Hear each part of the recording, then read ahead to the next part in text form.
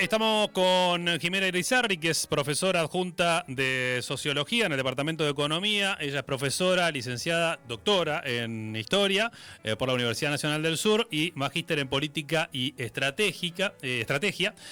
Su investigación de posgrado se focaliza en el análisis de las relaciones internacionales y el papel de las instituciones deliberativas y estudia la incidencia de los procesos globales y locales en la dinámica urbana, especialmente de Bahía Blanca, explorando las políticas públicas desde su diseño e implementación y las desigualdades sociales que generan o producen. Dirige el proyecto de investigación El Espacio Urbano de Bahía Blanca y la reproducción de desigualdades en tiempos de la globalización, actores, sentidos e intervenciones, y está coordinando el grupo de investigación Sur Hábitat I+D del Instituto de Investigaciones Económicas del Sur y el CONICET de la Universidad Nacional del Sur. Gracias por acercarte. ¿Cómo andás? No, bien, gracias a ustedes por haberme invitado. La verdad que nos viene bien esta difusión y aparte también del reciente grupo que creamos desde julio, así que bueno, muchas gracias a ustedes. Bueno, me contabas, como veíamos ahí, lo tuyo es la historia, estás trabajando con este grupo de investigadores mayoritariamente vinculados a la economía. Y hoy vamos a hablar de uno de los trabajos que publicaste en estos últimos días que tienen que ver con dinámicas poblacionales de vivienda y de hogares en el sudoeste bonaerense según la comparación o la lectura de los 3 últimos censos. Lo primero es esta idea que repetimos todo el tiempo del sudoeste bonaerense. ¿Qué es el sudoeste bonaerense desde la perspectiva política, administrativa, académica? Sí, nosotros en el grupo que creamos recientemente en el IES trabajamos más la sexta sección electoral. Acá lo que hicimos es reducirlo al sudoeste porque justamente el sudoeste bonaerense tiene un plan de desarrollo. Cuando uno lo lee dice, qué bueno, qué bien que se empiecen a pensar estas políticas tal vez de zonas que por ahí están relegadas, zonas que son mayoritariamente en extensión, son muy importantes porque es casi la mayor parte es uno de los distritos más grandes de lo que es la provincia de Buenos Aires. Pero sin embargo es una zona que tiene poca población, entonces a nivel electoral no es tan significativo. Y a nivel de política siempre estamos esperando a que bajen políticas desde La Plata o desde Buenos Aires y a su vez también no solamente el tema de la distancia, sino que siempre estamos compitiendo con el conurbano. El conurbano tiene una vasta trayectoria en las universidades y también en las políticas en donde se enfocan en ellos, ¿no? Entonces se nos ocurrió desde el Consejo Provincial, que yo formaba parte y teníamos justamente con otras personas que son del sudoeste, se nos ocurrió empezar a poner en agenda el tema en nuestra región. Y empezar a ver, ¿no? Empezar a ver qué características tenía, qué políticas o qué era importante desarrollar. Por eso generamos un foro. Desde el 2022 tenemos un foro que está todo representado a la sexta sección electoral. Sobre todo es un foro político porque están las personas que conforman los cuadros técnicos de los municipios, tenemos todos los municipios, y después hay del Consejo Deliberante y actores importantes, por ejemplo los gremios, ¿no? Los gremios tienen una tradición muy importante en todo lo que tiene que ver con el hábitat, entonces bueno, los gremios, algunas organizaciones sociales, y desde ahí queremos impulsar y empezar a pensar. Por eso, al crear este grupo en el IES, lo que hicimos fue hablar con los popes, digamos, les decimos nosotros, de hábitat a nivel nación y también a nivel internacional, porque está Bramo también, que es de Brasil. Empezar a ver, bueno, cómo ellos nos pueden ayudar a nuestras problemáticas, pero leerlas siempre desde nuestro territorio. Así que bueno, en eso... Bueno, hay muchos datos súper interesantes en esto de pensar los conceptos. El informe tiene como 3 grandes ejes, ¿no? Como lo dice el título. Uno de ellos es la dinámica demográfica, poblacional. Allí, ¿qué tipo de indicadores, digamos, o cómo qué significa puntualmente ese término? ¿Qué es lo que ustedes buscan? Sí, los 3 ejes están puestos en el mismo censo. Cuando uno ve el censo, ve que el eje es población, hogar y vivienda. Entonces, a partir de eso, tomamos el mismo indicador y lo fuimos comparando en los últimos 3 años. Básicamente el primero es un indicador demográfico, ¿no? Que lo que te dice es si ha crecido la población a nivel de la natalidad, que nosotros lo que vemos es que en el sudoeste bonaerense no es significativa ni tampoco es si se la compara, por ejemplo, con lo que es el promedio de la provincia, tampoco es significativa, ni por menos ni por más, ¿sí? Lo que sí vemos es que hay menos cantidad de población. Entonces, ver qué es lo que pasó, por qué ha disminuido esa variación entre la población que estaba en el censo del 2010 y la que está en el 2020. Y lo más importante es tratar de ver si esas dinámicas podíamos ver tendencias, es decir, si a largo plazo podíamos establecer generalidades en lo que es el sudoeste bonaerense y a su vez también por ahí tendencias dentro al interior de los distritos. Y en realidad no lo pudimos observar. Lo que se ve son datos en donde, por ejemplo, hay localidades en donde ahora, por ejemplo, Dorrego, o Guaminí, la población ha descendido significativamente o no ha crecido. En el caso de Guaminí ha descendido, en el caso de Dorrego no ha crecido, pero si lo comparamos con el 2010 vemos que la cifra es distinta, ¿no? Y lo mismo, los dos distritos que han crecido significativamente en cantidad de población, como son Patagones y Torkins, tampoco hay una tendencia que uno dice, bueno, van creciendo cada 4 o 5% cada censo. Claro. A veces han descendido y ahora lo que sí vemos es un crecimiento importante, ¿no? Bueno, entonces, ahí intentamos ponen, ¿no? Algunas hipótesis de qué puede explicar ese tipo de crecimiento en estos dos, ¿no? En Torkins y en claro, Patagonia para no quedarnos con los números, es decir, bueno, sí creció, y bueno, ¿y qué tiene que creció, no? Igualmente, cuando uno ve estos números, si los trata de manera absoluta, estamos hablando de 500 o 1000 personas, claro, ¿no? Porque estamos hablando de poblaciones que todas las del sudoeste, menos Bahía Blanca, tienen menos de 50.000 habitantes. Entonces, son poblaciones chicas, pero donde ha habido un aumento por ahí importante o un aumento, ¿no? Entonces, lo que hicimos fue observar, como tenemos este contacto con el foro y además también como hace tiempo que nos estamos dedicando a temas habitacionales, ver cuáles pueden ser las causas.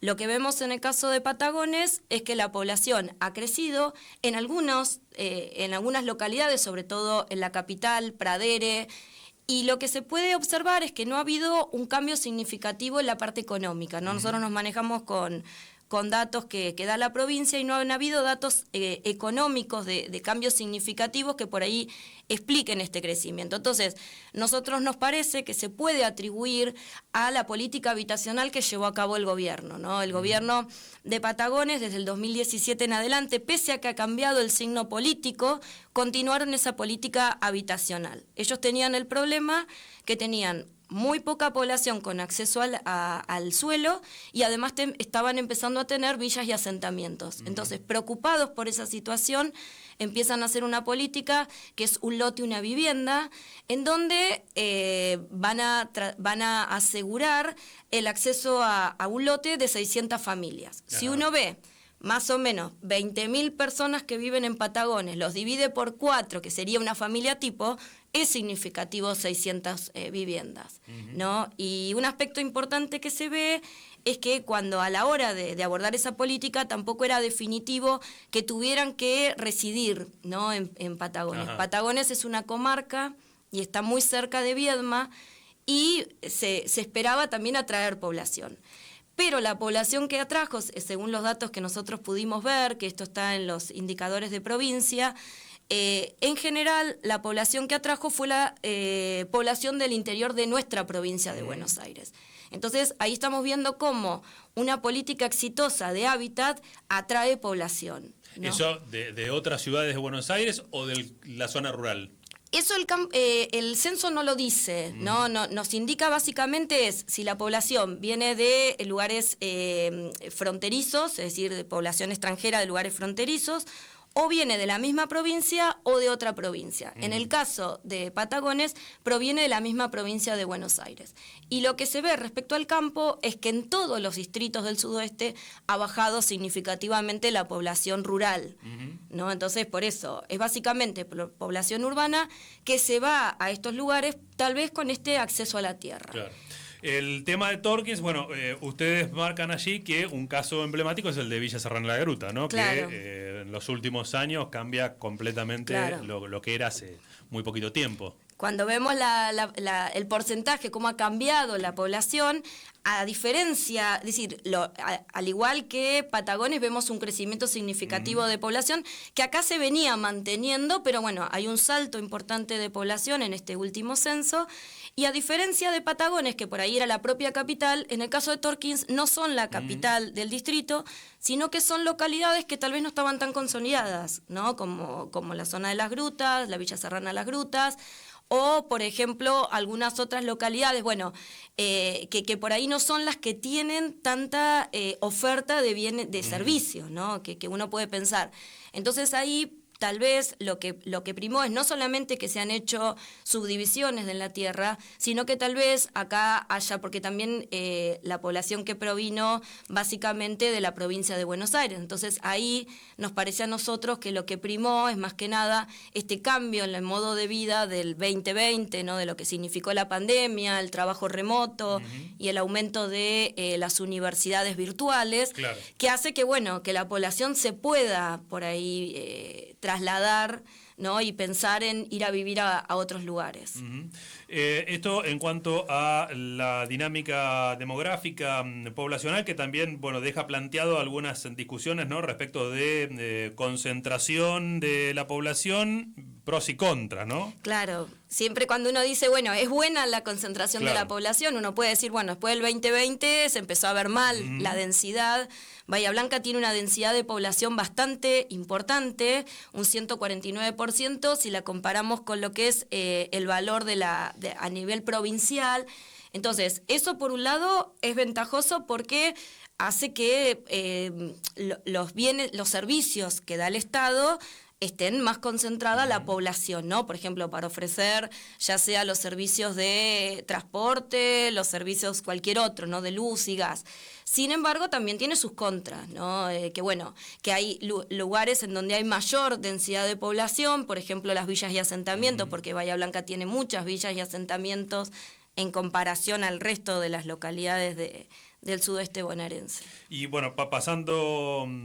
No me acuerdo si estaba en este capítulo o en el otro, pero ahora que hablas de villas y asentamientos, en el resto de las localidades del sudeste, ¿qué pasa? Hay algunas villas y asentamientos, estamos en el caso de, por ejemplo, de Patagones, hay en Dorrego, pero ellos tienen otras problemáticas y en general es menos cantidad de población y a veces hay que ver también cómo se catalogan estas villas y asentamientos. Tal vez tienen algunos lugares que no llegan a ser villas y asentamientos porque no son reconocidos por la provincia o por la nación por los indicadores que usa, pero sin embargo tienen algunas de estas problemáticas. Pero básicamente esto se da en estas localidades, ¿no? También Coronel Rosales. Claro. Al mirar las viviendas, ¿qué datos destacás? La vivienda, lo que nosotros vemos es cuando uno observa la definición de vivienda del INDEC, a mí me llamó mucho la atención que habla de, por un lado, la protección de la familia, es decir, que tienen que ser inmuebles que donde la familia esté protegida y a su vez donde también la familia tenga una cierta privacidad, ¿no? Esa es un poco la definición que usa el INDEC. La definición de vivienda a nivel teórico es bastante cuestionable, o está muy trabajada y todavía no hay una única definición, pero en el INDEC utiliza una.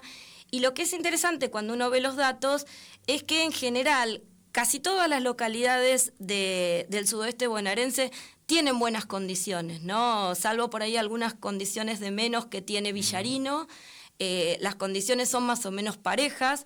Lo que por ahí sí se da es que, bueno, el acceso a Internet, tal vez ahí influya la cantidad de población un poco más envejecida que tiene el sudeste bonaerense, pero básicamente los indicadores más bajos dan en acceso a Internet. Y en el caso, nosotros veíamos, en el caso de Bahía Blanca, se ve esto de, no está por debajo de del promedio provincial, pero sin embargo está por debajo del promedio de todo el resto de las localidades del sudoeste, que es el estado de los techos, ¿no? Entonces, estos son, igualmente, ustedes trabajan sobre información previa a los temporales. Claro, es 2022, entonces uno puede decir, bueno, o bien esta situación empeoró o esta situación mejoró, ¿no? Pero digamos, al momento de generarse, sobre todo el temporal del 2023, la situación de los techos no era la mejor. Claro, ¿no? Porque pienso, como política pública, en algún momento el gobierno de Gay se ponía el foco, por ejemplo, en el piso, ¿no? De que haya casas con piso de material. pero después vino toda esta problemática de los techos que evidentemente ya estaban complicados antes, claro. Y después vino viento, granizado e inundación. Claro, por eso nosotros lo que proponemos es tratar de generar un observatorio para ir viendo todos estos datos, ¿no? Porque nosotros ahora lo tenemos fresquito, está 2022, claro. Dentro de todo tenemos datos bastante actuales, pero ¿qué va a pasar cuando pasen unos 5 años de todo esto, ¿no?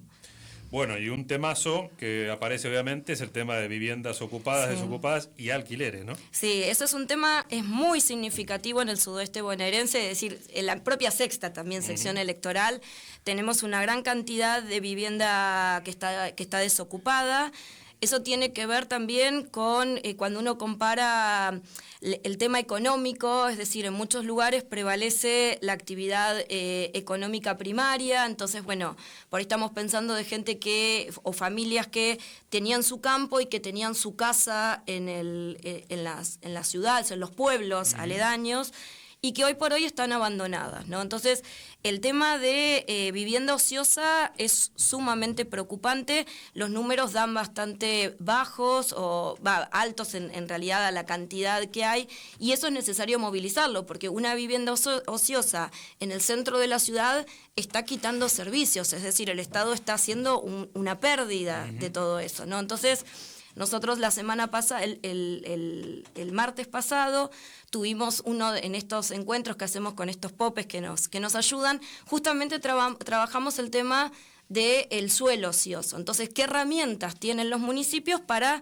poder movilizar suelo? Convertirlo, él hablaba, Luis Barce, es el que dio la charla, que es reconocidísimo, él hablaba de qué herramientas tienen los municipios. El problema que tienen los municipios, menos tal vez el de Bahía Blanca, es que los cuadros técnicos son escasos en el hábitat y no siempre es una prioridad. Entonces, a la hora de emprender políticas habitacionales, que nunca se sabe qué va a pasar porque son a largo plazo, es decir, como nosotros hablamos en el caso de Patagones, un gobierno la pone en práctica, tal vez el otro se lleva todos los frutos. Entonces, es complejo. Entonces, lo que nosotros pretendemos desde el IES es acompañarlos, ¿no? Acompañar en esta, no sé si tomas de decisiones, pero sí por lo menos que se conozcan cuáles son los mecanismos, porque herramientas hay. Ahí también está en el trabajo, las herramientas existen, hay leyes, lo que pasa es que hay que ponerlas en práctica y a veces no son por ahí significativas, o tal vez no son las más populares, ¿no? Genera rechazo. Y en el caso del alquiler también es significativo, ¿no? Ahí ven incluso en la comparación con el resto de la provincia que hay números más altos en esta zona, ¿no? Claro, en esta zona los números son muy altos. Entonces lo que hicimos fue tratar de desglosarlo, como habíamos hecho con Patagones y con Torkins, desglosarlo por localidades para ver si en todas se daba este factor. Igualmente, en realidad no lo sabemos. Nosotros también desde el IES estamos tratando de impulsar. Tuvimos un encuentro el mes pasado en donde trajimos una experta que es del CEBES, que es el Instituto de Vivienda Económica y Social de Córdoba, porque ellos tienen un programa que es muy barato de impulsar en los municipios para tratar de reconocer quiénes son los inquilinos, ¿no? Y si realmente es una problemática, porque tal vez nosotros la vemos como una problemática y por ahí podemos pensar, como en el caso, por ejemplo, de Coronel Rosales, que uno dice, bueno, es alto el nivel de gente que alquila. Bueno, y realmente la gente quiere quedarse ahí o viene por cuestiones, claro, por ahí por la base o por una cuestión ahora de la autonomía portuaria.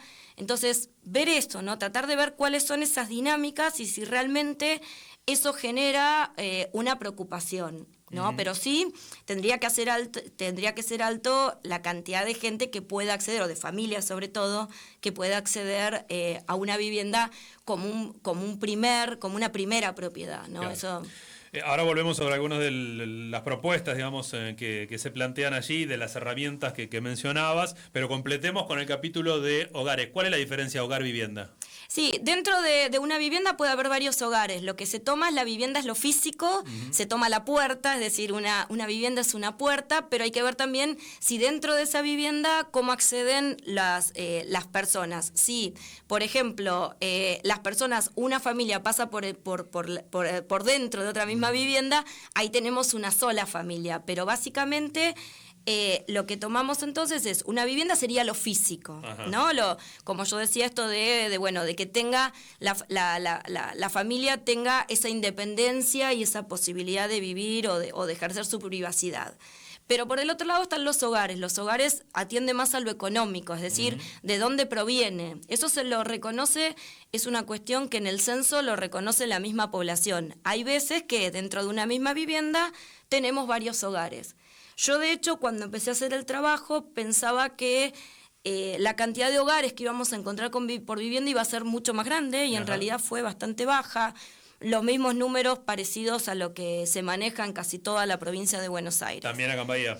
En Bahía y en todo el sudoeste, sí. Estamos hablando de 1,3, es decir, y no varía tampoco de una manera por ahí relativamente importante. Lo que sí varía es esto de la cantidad de familias que tienen que alquilar. Eso sí, se ve que la familia inquilina ha crecido de una manera importante. No solamente acá, que nosotros tenemos valores bastante altos de familia inquilina, sino que a nivel nacional, ¿no? Claro. Ahí está, el trabajo está comparado cuáles son los valores nacionales y provinciales, y de hecho se da que en todos se ha dado esto de que ha aumentado la familia inquilina, pero por el otro lado, lo que se ve acá son valores altos, ¿no? Claro, y hay una lectura más nacional histórica que te da cuenta de la importancia de las políticas habitacionales, ¿no? Claro. Porque el 2001 es un parteaguas desde década del 40. Claro, ahí se toma la década del 40, donde hubo políticas habitacionales de acceso que muchas veces llegaron a estos pueblos, es decir, la gente que trabaja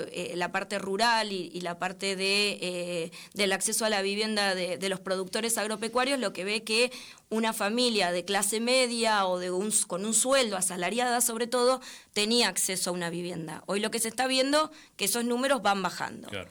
Sí, entonces. Bueno, en cuanto a herramientas y a propuestas que ustedes hacen también allí en el informe, hay mucho, aparece en varios lugares esto de darle importancia también a la participación de las poblaciones, ¿no? Digamos, claro. Que protagonicen esas discusiones. Claro, porque en general no se las toma en cuenta. Cuando uno habla de familia inquilina, no sabe realmente lo que sucede. Lo mismo cuando uno habla de calidad de las viviendas, es decir, el censo es bastante rígido, ¿no? Y uno dice, por ahí me gustaría más o tener más cantidad de información, y en realidad no la tenemos. Entonces, bueno, ver lo mismo villas y asentamientos.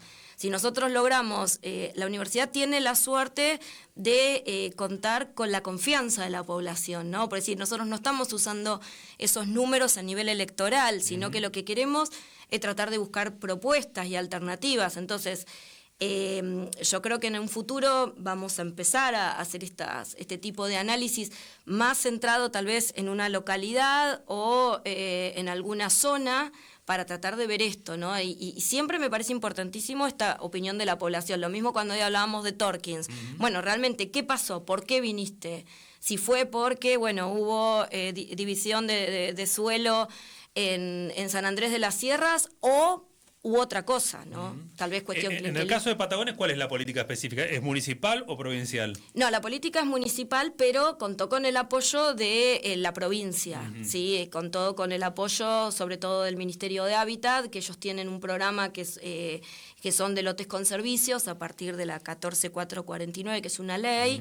Entonces contó con el apoyo, pero fueron muchísimos viajes. Es decir, cuando uno tiene una política siempre tiene que ir tratando de adecuarla a su territorio, ¿no? Porque, por ejemplo, este tipo de políticas que da esta ley, que es la 14449, una de las cosas que pide es la integralidad. ¿Qué significa? Que cuando vos haces una política no estés perjudicando al resto. Entonces, todo eso hay que probarlo. Y la verdad que es un camino que uno no sabe si va a ser exitoso, ¿no? Entonces, a eso hay que, por eso nosotros ponemos que una de las conclusiones es los 800 o 1000 kilómetros que estamos en relación a los tomadores de decisión.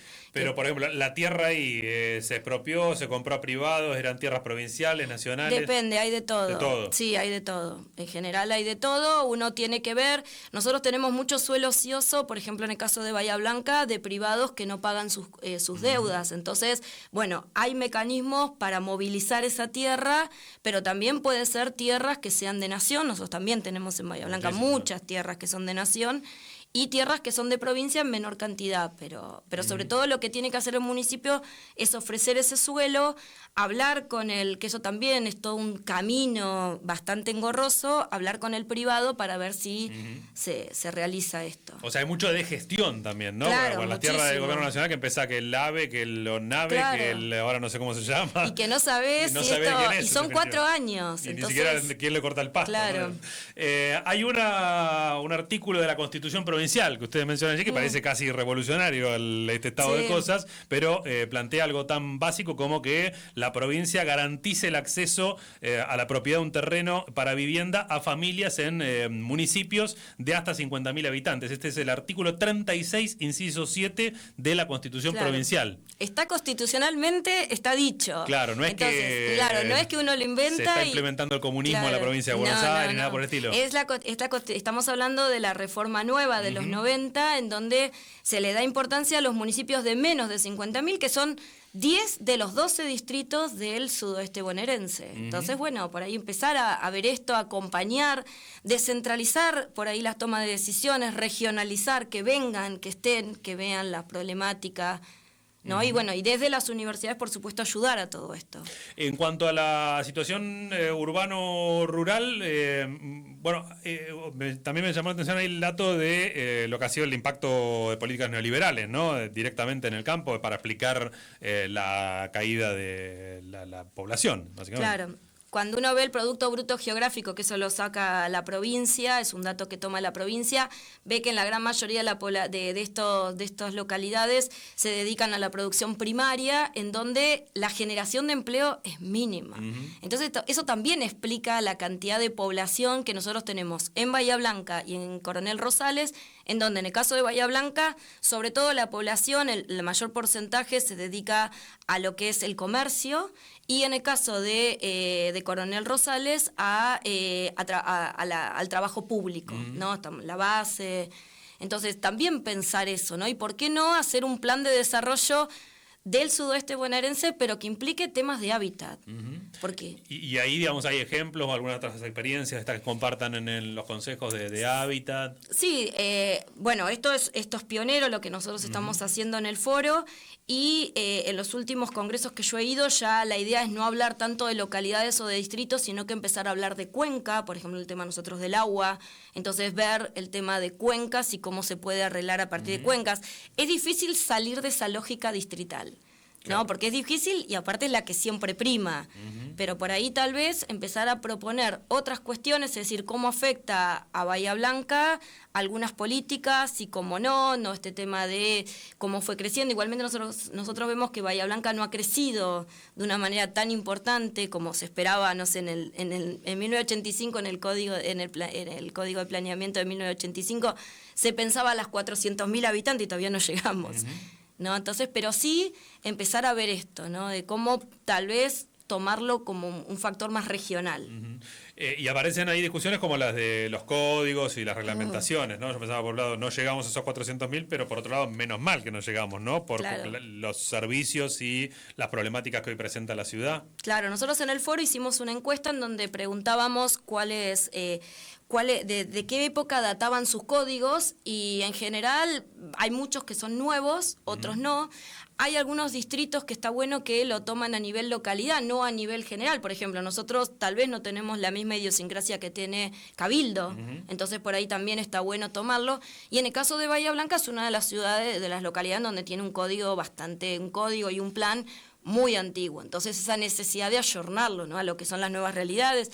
Si sigue siendo Bahía Blanca la ciudad de los 15 minutos, esa es la famosa frase. Entonces, bueno, eso es algo que se viene elaborando y todavía no ha tenido resultados. Con esta idea de los múltiples centros urbanos, ¿no? En esa idea de que vos quedes con 15 minutos, pero en distintos polos. Claro, por ahí generar los multicentros, que por ahí en el 2020 se han consolidado en algunos lugares, pero también empezar a pensar, bueno, qué tipo de uso se va a dar a la tierra y que no sea tan restrictivo, sino que tratar de pensar, bueno, en el caso ahora de la inundación, espacios verdes, espacios de escurrimiento, ir pensando ya un código un poco más novedoso y acorde a las circunstancias, ¿no? Uno nunca pensaba que en una región, que justamente el sudeste bonaerense es una región seca, íbamos a tener estas cuestiones, ¿no? Entonces, bueno, eso hace un borrador y volver a pensarlo.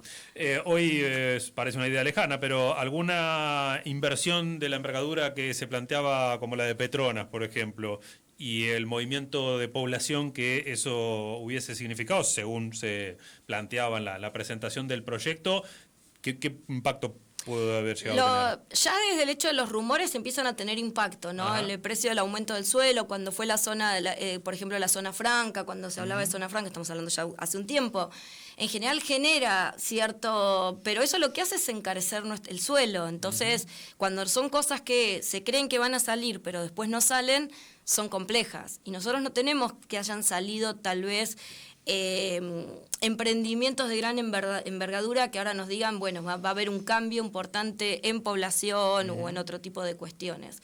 De hecho, lo que nosotros tenemos en el sudoeste es que la población de los países limítrofes ha bajado, ¿no? Entonces hablaba de una expectativa, bueno, no es la zona del sudoeste el lugar como para venir a sentarse. Sí, como decíamos ahí, dentro de la provincia. Claro. Bueno, y cerrar con alguna cuestión vinculada a alquileres también, para retomando eso, más allá de lo que comentaste, ¿qué alternativas hay para poder trabajar con esa población? Alquileres es primero conocer la idiosincrasia, conocer cuánto hay mucho del mercado que no se conoce. Nosotros cuando hicimos una encuesta que provincia nos pidió ayuda, se habían asombrado la cantidad de gente en Bahía Blanca que le había contestado, entonces creemos que hay mucho interés, entonces bueno, la idea es tal vez en algún momento empezar a pensar en hacer otro, o esta que hace el CEBES, en donde empezar a ver esta realidad, y el CEBES lo que hace, que es interesante, este Instituto de Córdoba, también lo hace por edades, ¿no? Porque no es lo mismo para el adulto, o para, en el caso nuestro, tal vez serían los jóvenes, en el caso de la localidad de Bahía Blanca. Por las características de universidades. Por la característica de las universidades, y después también con la característica de la inundación, es decir, qué pasa ahora con todas esas casas de la zona, por ejemplo, de universitario que han quedado vacías. No sé, creo que el CEBES lo que hace es cada vez que hace que lo implanta en una localidad, después hace algunas reformas, ¿no? Porque se da cuenta que cada localidad tiene su idiosincrasia. Y nosotros creo que tenemos bastante idiosincrasia, ¿no? Entonces, empezar a ver por qué. Porque en acompañamiento se creó la oficina como la OMIC para alquileres, pero o tiene un muy bajo perfil o desconocemos un poco qué impacto ha tenido, ¿no? No sé ustedes si tienen... Sí, la han puesto en la zona de la terminal de ómnibus por la idea de que por ahí estaba más cercana, pero yo creo que todavía la población no la ve como una alternativa. En realidad es muy difícil regular los precios de alquiler que da el mercado, ¿no? Tenemos la antigua ley de alquileres, que cuando uno quiere tocar ese mercado, es un mercado muy sensible, pero bueno, tal vez una herramienta podría ser eso, ¿no? Y después nosotros teníamos ganas de también desde el instituto y desde la universidad empezar a ver cuáles son esos sueldos promedios de la gente que alquila y ver qué porcentaje se le va a esa familia en el tema alquileres, ¿no? Y los alquileres están altísimos. Entonces, bueno. Bueno, la seguiremos el año que viene. Muchísimas gracias por la visita. Bueno, gracias a ustedes por invitarme. Escucharon a Jimena Irizarry, que es investigadora del Instituto de Investigaciones Económicas y Sociales del Sur.